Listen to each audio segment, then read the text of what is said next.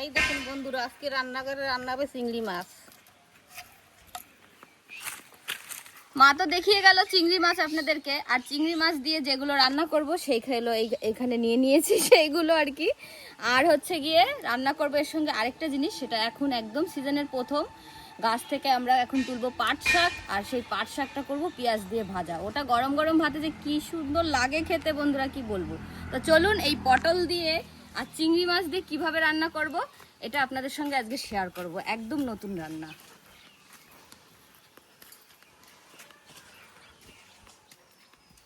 ও মা দেখো খেজুর গাছগুলোর কি অবস্থা, ভেঙে চুরে। তো এইখানে বন্ধুরা বাগান কেটে দেওয়া হয়েছে, আর খেজুর গাছ একদম ভেঙে গেছে। এগুলো বেঁচে যাবে, ঠিক হয়ে যাবে পরে আস্তে আস্তে।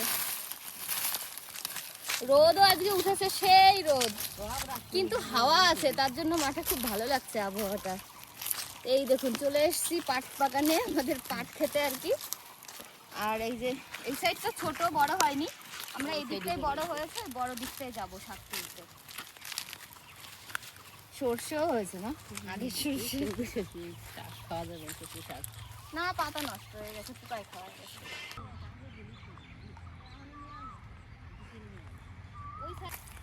তো এই দেখুন, এই যে এই ক্ষেত থেকে এই ক্ষেতের শাকগুলো বেশি বড় হয়েছে গাছগুলো, আর এখনো তেমন বড় হয়নি যেহেতু, কিন্তু নিজেদের জমি, তাই আমরা শাক তুলতে এসেছি। এবার এক একটা গাছ থেকে আমরা একটা কি দুটো পাতা তুলবো, তার বেশি তুলবো না, তাহলে গাছটাও নষ্ট হবে না, আবার আমাদের শাক খাওয়াও হয়ে যাবে।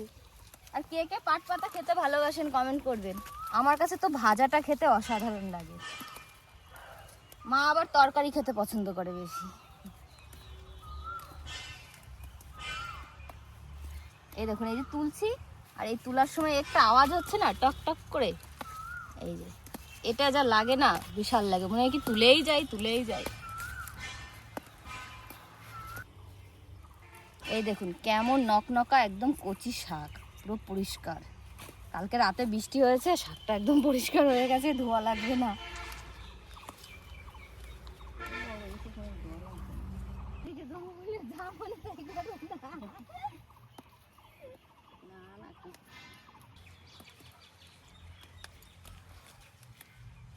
ভর দুপুরবেলা চলে এসেছি আমরা পাট শাক তুলতে, মাঠে।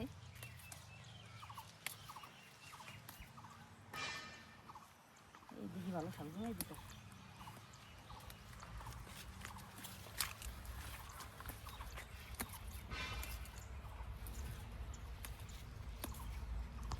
এই দেখুন একটুখানি সময়ের মধ্যেই এক ঝুড়ি শাক তোলা হয়ে গেল। তো এখন চলে যাব, রোদ্রে বন্ধুরা পুড়ে গেলাম, দেখুন ঘেমে ছেমে একাকার হয়ে গেছি। ও মা চলো, তো তুলতে তুলতে যাই, মনে হচ্ছে তুলেই যাই এরকম লাগছে। আমা আমি হাঁটা দিলাম, তুমি আসো। তো চলুন বন্ধুরা, এখন চলে যাব সোজা রান্নাঘরে, গিয়ে শাক কোচাবো, মাছ কাটবো, অনেক কাজ। চলুন।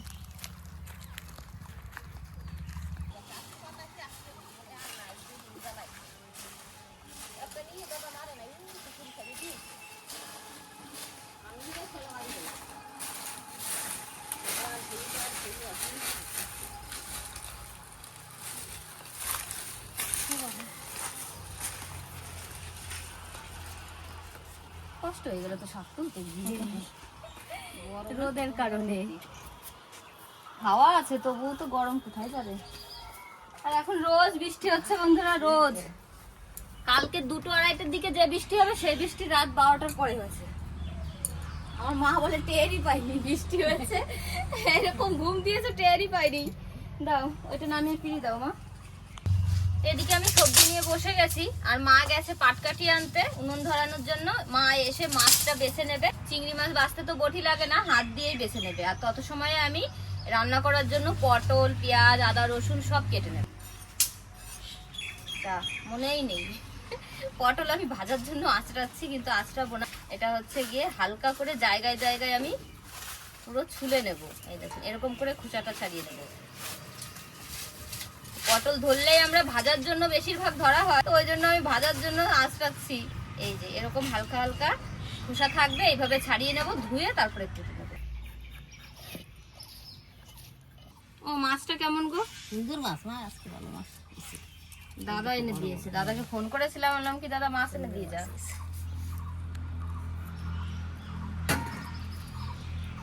খোসা পুরো ছাড়িয়ে ফেলবা সব, গায়ে থাকে না যেন। হ্যাঁ, খোসা থাকবো না।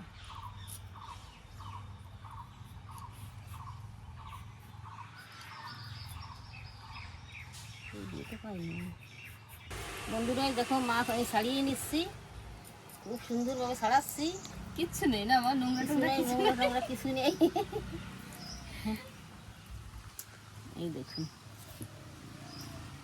আমার মা জানেই না মাছটা দিয়ে আমি কিভাবে কি রান্না করব, ওই জন্য মা খোসাটা ছাড়াতে চাচ্ছিল না। এখন ছাড়াচ্ছে, আর মাছটা ছোট হয়ে যাচ্ছে, বলছে দেখ কেমন লাগছে দেখতে, কেমন লাগছে দেখতে। এই যে সবকিছু আমি আগে ছাড়িয়ে নিয়ে ভালো করে ধুয়ে নিয়েছি গোটা গোটা, আর এখন আমি কেটে নেব। এই এক একটা পটল এরকম লম্বা করে কাটবো, এইভাবে 2 পিস করে হবে, প্রত্যেকটা কেটে নেব। একদম কচি কচি পটল হয়ে গেছে। এখন এটা আবার কচি কচি পটলে বেশি ভালো লাগবে খেতে, আর একটু পাকা পটল ভাজা খেতে বেশি ভালো লাগে।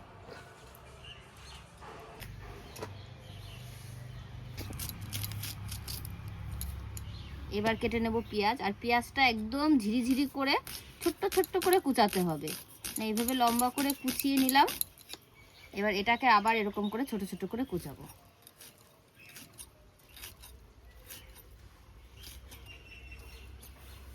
এই দেখুন, এইখানে 2 রকম করে পেঁয়াজ কেটে নিয়েছি। এই ঝিরিঝিরি করে কেটে নিয়েছি আমি পটলের রেসিপিটা করার জন্য, আর এখানে পাট শাকের জন্য নিয়ে নিয়েছি একটু বড় বড় করে কেটে। আর এই যে আদা রসুন কাটা হয়ে গেছে। হলো মাছ কাটা, আমার সব কাটাকাটি হয়ে গেল। আমার মার এখনো মাছ বাছা হয়নি, চিংড়ি মাছ বাছতে অনেক সময় লাগে। এই ভেলাতে তো সময় লেগে যায়। এখানে কয়েকটা দিয়ে দেবো কাঁচা লঙ্কা মশলার মধ্যে। এদিকে মা মাছটা বেছে নিয়ে চলে গেছে ধুতে, এলেই আমি উনুন ধরিয়ে দেবো। আর তার আগে মা আসতে আসতে আমি এখানে যে শাক নিয়ে বসে পড়েছি। শাকটা একটু এপিট ওপিট দেখে নিচ্ছি, একদম পরিষ্কার। আর এরকম বড় গাছের থেকে পাট শাক তুলে ভাজা করলে পরে ধোয়া লাগে না, একদম পরিষ্কার থাকে। যেহেতু মাঠের মধ্যে কোনো গাছ নেই, তারপরে আবার কালকে রাতে বৃষ্টি হয়েছে, আর এই শাকগুলো এখন ধুলে কি হবে, ধোয়ার পরে না ভাজা যায় না, সেটা একদম নালা নালা হয়ে যায়। ওই জন্য এটা আমি এখন এপাশ ওপাশ দেখে কুচিয়ে নেব। কি বড় বড় পাতা দেখুন, একদম পরিষ্কার।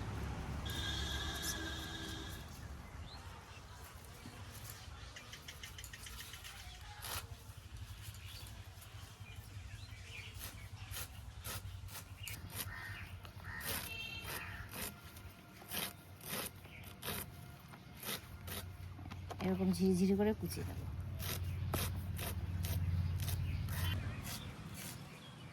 কি সুন্দর একটা হাওয়া ছেড়েছে গো নয়ন, মাঝে মাঝে একদম হাওয়াটা থেমে যাচ্ছে। খালি মাছ মাছ না, সব কিছু দিয়ে।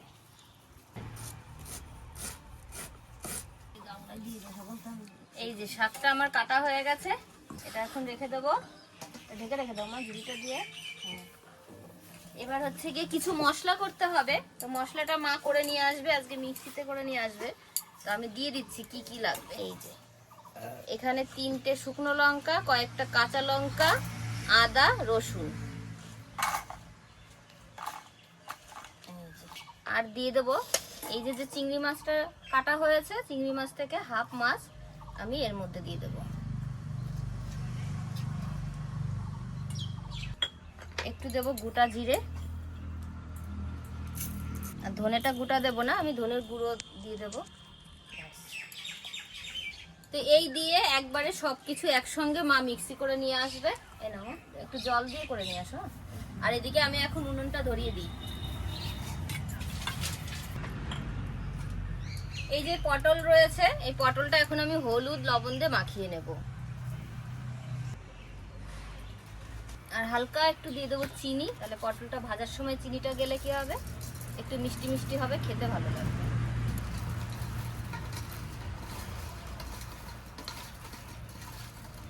এই হাতেই এই চিংড়ি মাছ কটাও একটু হলুদ আর লবণ দিয়ে মাখিয়ে রাখবো।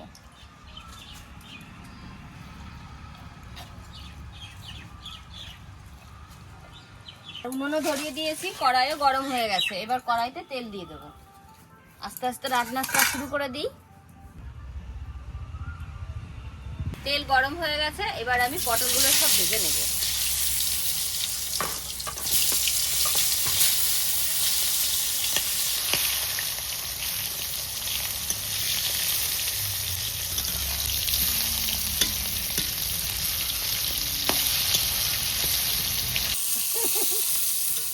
পটলগুলো সব ভেজে নিয়েছি। আর মা পটল ভাজা দেখে বলছে পটল ভাজাই খেতে ইচ্ছা করছে।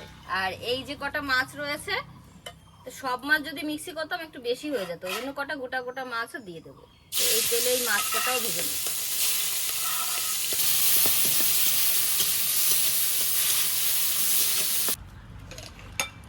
মাছ ভাজা নামিয়ে নিয়েছি, তেলও গরম হয়ে গেছে। এবার ফোড়নে দিয়ে দেবো শুকনো লঙ্কা, গোটা গরম মশলা, আর এই যে তেজপাতা। অল্প করে একটু দেবো গোটা জিরে। এবার এখানে এই যে ঝিরি ঝিরি করে পেঁয়াজ কুচি রয়েছে, পেঁয়াজটা লাল লাল করে ভেজে নেব আগে। পেঁয়াজটা সুন্দর করে ভেজে নিয়েছি। এবার এখানে সব রকম মাছ, চিংড়ি মাছ দিয়ে মশলা দিয়ে সব করা আছে, এটা এখন দিয়ে দেবো। এই যে এখন দিয়ে দেবো আমি একটু গুঁড়ো মশলা। এখানে রয়েছে 2 চামচ মতো ধনে গুঁড়ো, একটু দিয়ে দেবো লঙ্কার গুঁড়ো, রঙের জন্য হলুদ, স্বাদ অনুযায়ী লবণ। এবার ভালো করে কষিয়ে নেব।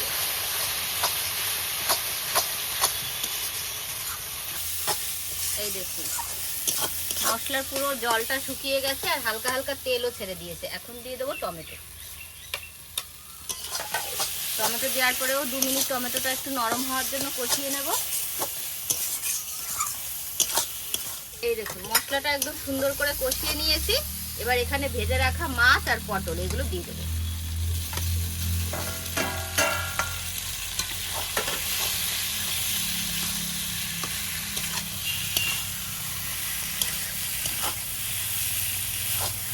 এটা কিন্তু একদমই গ্রেভি, মানে একদম কষা কষা মতো রান্নাটা হবে, ঝোল হবে না। সামান্য পরিমাণে এখন জল যাবে। এই যে এখন দিয়ে দেবো পরিমাণ মতো জল।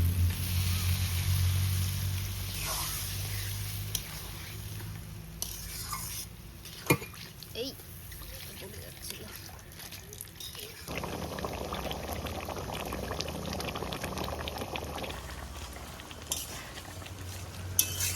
একটু টেস্ট করে দেখি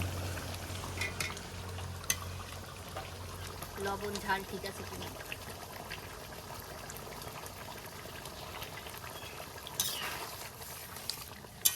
ঝালটা ঠিক আছে, লবণটা হয়নি, লবণটা দিতে হবে। মা ভালোই তো স্বাদ হয়েছে। আমি খেয়ে আমি বলছি ভালোই স্বাদ হয়েছে। গন্ধতে বোঝা যাচ্ছে ভালো হয়েছে। এবারে হালকা একটু খেয়ে দেখলাম একটু লবণটা কম, এবার লবণ দিয়ে দিলাম। এবারে স্বাদটা একদম পরিপূর্ণ। এখন দিয়ে দেবো একটু গরম মশলার গুঁড়ো, এবার এটা মিশিয়ে নামিয়ে দেবো। এই দেখুন একদম পটলের সঙ্গে লেগে রয়েছে গ্রেভিটা, এরকম মাখো মাখো গ্রেভির সঙ্গেই গরম গরম ভাতে খেতে হবে।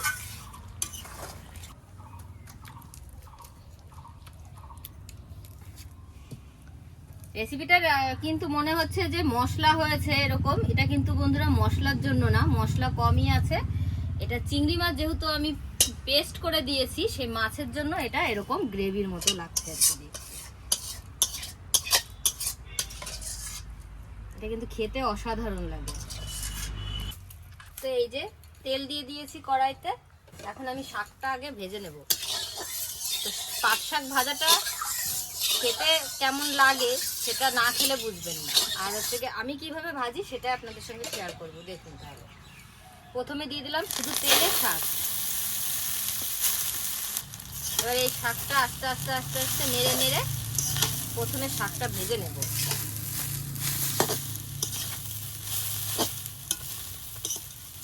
কিচ্ছু দেবো না শাকের মধ্যে এখন, লবণ হলুদ কোনো কিছুই যাবে না, শুধু তেলে শাকটা ভাজা হবে।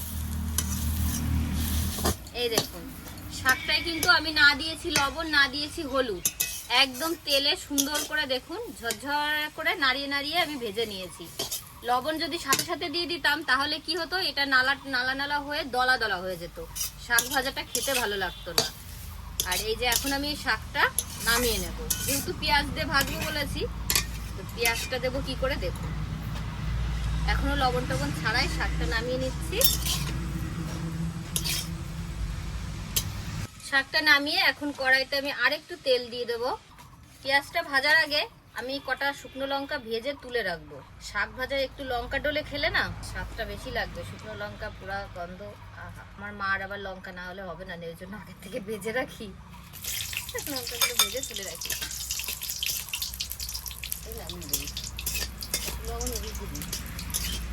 এবার এই তেলে দিয়ে দেবো আমি পেঁয়াজ কুচি, আর দেবো কয়েকটা কাঁচা লঙ্কা। যে শুকনো লঙ্কা খাবে না সে কাঁচা লঙ্কা দিয়ে খাবে। পেঁয়াজের মধ্যে হলুদ লবণ দেবো, লবণ হলুদ। এবার পেঁয়াজটা ভালো সুন্দর করে ভেজে নেব।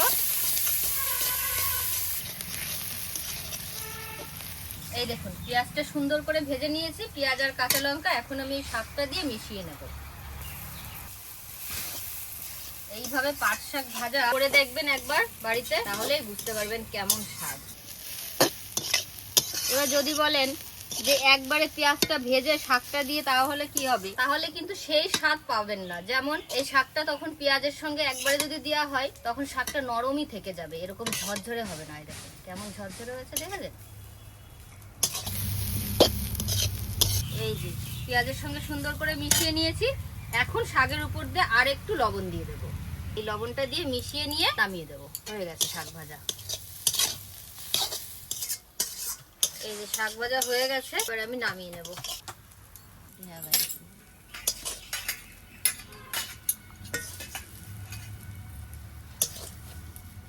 হেভি গন্ধ বেরিয়েছে না মা? সেই গন্ধ বেরিয়েছে।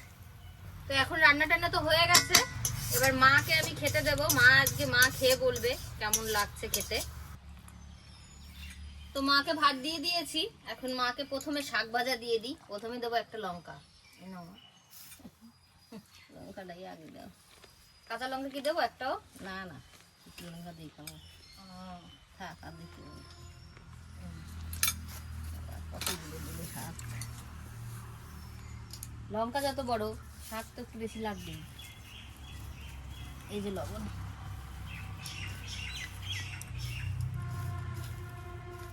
আর রং তো সেই হয়েছে, হলুদ হয়ে যাচ্ছে। হ্যাঁ, লঙ্কা নিয়ে নিতে আর খাস।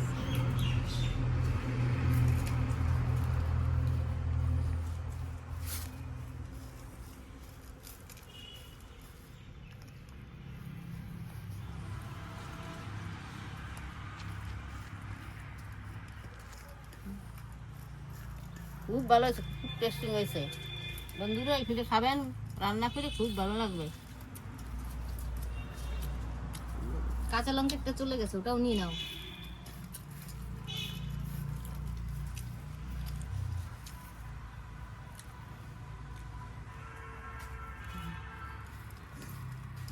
আরো খুব সুন্দর লাগতেছে। শাক ভাজা দেখতে মনে হচ্ছে কালো, হ্যাঁ মা, কিন্তু ভাত মাখানোর পরে রংটা কি অসাধারণ হয়েছে। আমি মায়ের কাছ থেকে একটা খাবো, দাও একবার নি। সুন্দর লাগছে, অসাধারণ লাগছে খেতে। তো স্বাদটা মা, তুমি খাও, আর খাবো না। আমি একটু টেস্ট করলাম, মার মাখানো দেখে আর লোভ সামলাতে পারলাম না। বিশাল হয়েছে, খেয়ে নাও, তারপরে আমি পটলের ইয়েটা দেবো। এই ঝাল লাগিছে তোমার। এখন চলে যাবে পটল। পটল খেয়ে দেখো তোমার কেমন লাগে। একটু গ্রেভি দেবো আর একটু, না আর দিই না, দেবো না। পটল খুব সুন্দর হয়েছে, হেভি হয়েছে, হেভি হয়েছে। বন্ধুরা শুনতে পাচ্ছে না, জোরে বলো। হেভি হয়েছে বন্ধুরা, সুন্দর হয়েছে, খেতে খুব টেস্টিং হয়েছে। গ্রেভিটা কেমন হয়েছে দেখো তো। গ্রেভিটা আরো টেস্টিং হয়েছে। চিংড়ি মাছের দিয়ে এইভাবে রেসিপি করলে কিন্তু ভালোই লাগে, জানো মা? হ্যাঁ, তো মা তো দুটো রেসিপি খেয়ে বলছে ভালো হয়েছে। যাক, মার ভালো লেগেছে যেহেতু। মা এদিকে ভাত খাচ্ছে, আমি এদিকে বেদানা খাচ্ছি।